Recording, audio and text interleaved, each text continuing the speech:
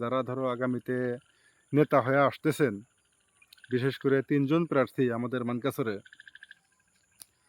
তো সবার প্রতি ধরো শুভকামনা, কিন্তু যেহেতু জিতবো একজন,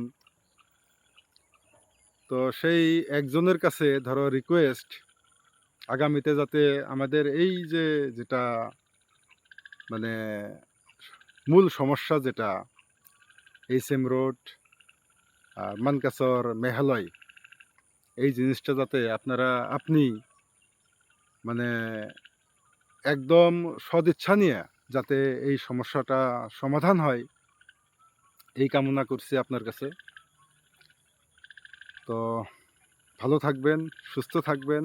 আর আবারও বলছি, লঙ্গি তুলি কোনো নাচানাচি না। ঠিক আছে, ভোট দিছি, জিতছে, শুভকামনা। আগামী দিনে যাতে আরও ভালোভাবে উনি রাইজের কাজ করুক, আমাদের দশের কাজ করুক।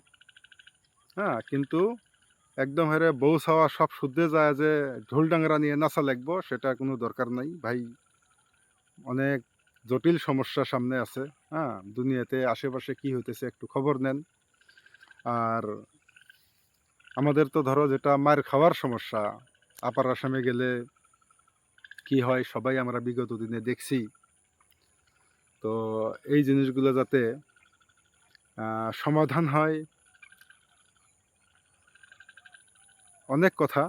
ঠিক আছে, ভালো থাকবেন সবাই, সুস্থ থাকবেন। আসসালামু আলাইকুম, নমস্কার।